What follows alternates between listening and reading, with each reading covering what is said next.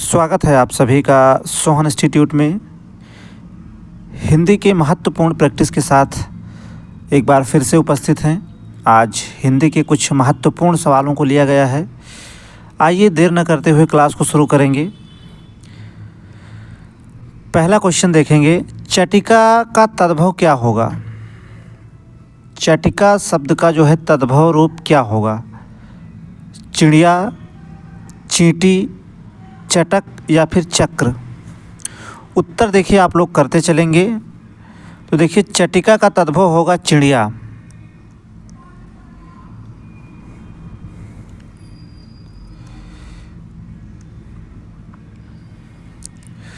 दूसरा प्रश्न देखिए, न्यून का संधि विच्छेद क्या होगा। न्यून का संधि विच्छेद क्या होगा। चार ऑप्शन आपके सामने हैं। ना धन यून, दूसरे विकल्प में दिया है नि धन ऊन, तीसरे विकल्प में दिया है निह धन यून और डी में दिया है ना धन ऊन। कौन सा विकल्प सही होगा और किस संधि का उदाहरण है यह भी आपको जो है बताना है। तो देखिए न्यून का संधि विच्छेद होगा नि धन ऊन, दूसरा विकल्प यहाँ पर सही हो जाएगा। और ऐसे ही एक शब्द है बी धन ऊह और इसका होता है व्यूह और इसमें देखिए यण संधि है। कौन सी संधि है, तो यण संधि है। बी जो है राइट आंसर हो जाएगा यहाँ पर।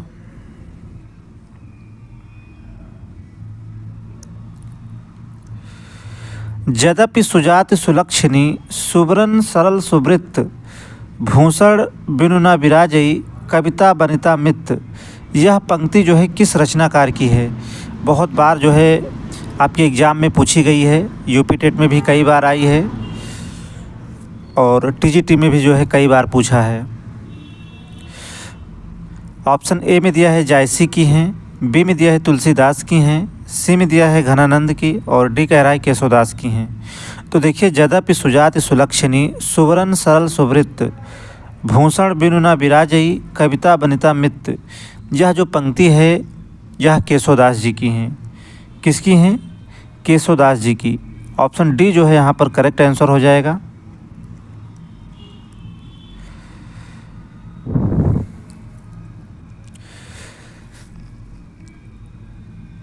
प्रश्न नंबर 4 आपकी स्क्रीन पर है, उत्तर करेंगे आप सभी। चिंतामणि त्रिपाठी से कौन विद्वान जो है हिंदी रीति ग्रंथ की शुरुआत मानता है। देखिए कह रहा है कि चिंतामणि त्रिपाठी से कौन विद्वान जो है हिंदी रीत ग्रंथ की शुरुआत मानता है। पहले ऑप्शन में दिया है आचार्य हजारी प्रसाद द्विवेदी, दूसरे विकल्प में दिया है आचार्य रामचंद्र शुक्ल, तीसरे ऑप्शन में दिया है नंद दुलारे वाजपेयी और चौथे ऑप्शन में दिया है जॉर्ज ग्रियर्सन। तो देखिए चिंतामणि त्रिपाठी से कौन है जो हिंदी रीति ग्रंथ की शुरुआत मानता है। तो देखिए कौन मानता है, आचार्य रामचंद्र शुक्ल जी। बी जो है यहाँ पर इसका सही आंसर हो जाएगा। पूछा था चिंतामणि त्रिपाठी से कौन विद्वान हिंदी रीति ग्रंथ की शुरुआत मानता है, तो इसका सही ऑप्शन हो जाएगा ऑप्शन बी, आचार्य रामचंद्र शुक्ल। पांचवा प्रश्न देखेंगे, लिखकर लोहित लेख डूब गया दिनमणि आहा व्योम सिंध सखी देख तारक बुदबुद दे रहा। इन पंक्तियों में कौन सा छंद है। पहले ऑप्शन में देखिए सोरठा दिया है, दूसरे ऑप्शन में देखिए दोहा दिया है, तीसरे ऑप्शन में रोला दिया है और चौथे ऑप्शन में जो है चौपाई दिया है। तो देखिए लिखकर लोहित लेख डूब गया दिनमणि आहा व्योम सिंध सखी देख तारक बुदबुद दे रहा। तो देखिए इसमें जो है सोरठा छंद है। पहला ही ऑप्शन जो है यहाँ पर करेक्ट हो जाएगा। और आपको बता दें कि सोरठा छंद में जो है पहले और तीसरे चरण में जो है 11-11 मात्राएँ होती हैं, जबकि दूसरे और चौथे चरण में जो है 13-13 मात्राएँ होती हैं। तो इसमें कौन सा छंद है, तो सोरठा छंद है।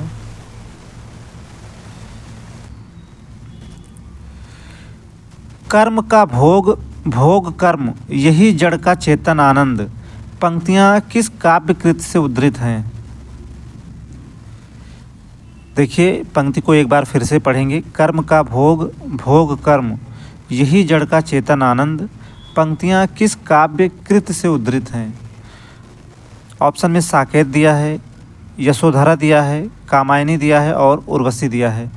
तो देखिए ये पंक्तियां हैं कामायनी की।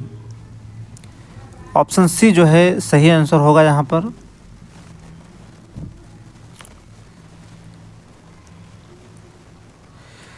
राम तुम मानव हो, ईश्वर नहीं हो क्या, यह पंक्ति किसके ग्रंथ से संबंधित है? यह भी देखिए महत्वपूर्ण सवाल है। कह रहा है कि राम तुम मानव हो, ईश्वर नहीं हो क्या। आपको बताना है कि ये जो पंक्ति है किसके ग्रंथ से संबंधित है। ऑप्शन ए में दिया है कामायनी जयशंकर प्रसाद की, बी में दिया है राम की शक्ति पूजा निराला से, सी में दिया है साकेत मैथिली शरण गुप्त और डी में दिया है संशय की एक रात नरेश मेहता। तो देखिए ये जो पंक्तियां हैं ये हैं साकेत से उद्धृत हैं। और किसकी हैं? साकेत किसकी रचना है? तो मैथिली शरण गुप्त की। तीसरा ऑप्शन जो है यहाँ पर सही हो जाएगा। ऑप्शन सी जो है सही आंसर होगा। चलिए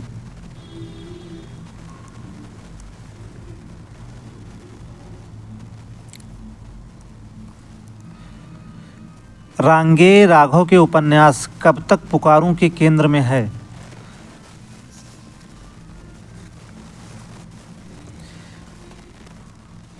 रांगे राघव के उपन्यास कब तक पुकारूं के केंद्र में कौन है?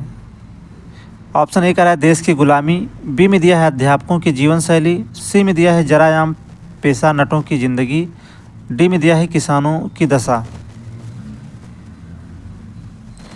तो देखिए रांगे राघव का जो उपन्यास है कब तक पुकारूं, इसके केंद्र में जो है जरायाम पेशा नटों की ज़िंदगी का जो है वर्णन देखने को मिलता है। तो ऑप्शन सी जो है इसका सही आंसर हो जाएगा।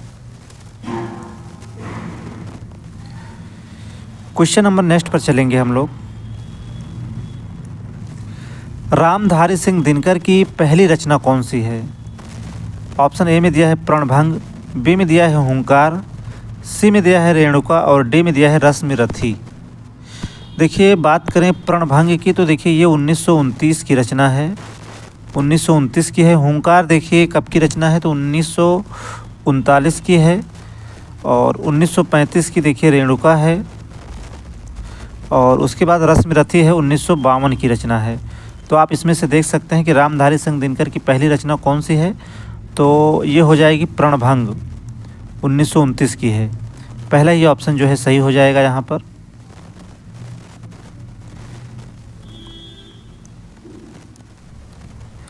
निम्नलिखित में से एक गजानन माधव मुक्तिबोध ने नहीं लिखा है। ऑप्शन ए कह रहा है नए साहित्य का सौंदर्य शास्त्र, बी कह रहा है साहित्यकार और उसका परिवेश, सी में दिया है एक साहित्यिक डायरी और डी में दिया है नई कविता का आत्म संघर्ष। तो क्या नहीं लिखा है गजानन माधव मुक्तिबोध ने? तो उन्होंने क्या नहीं लिखा है? साहित्यकार और उसका परिवेश, इसके बारे में उन्होंने नहीं लिखा है। तो ऑप्शन बी जो है करेक्ट आंसर हो जाएगा यहाँ पर।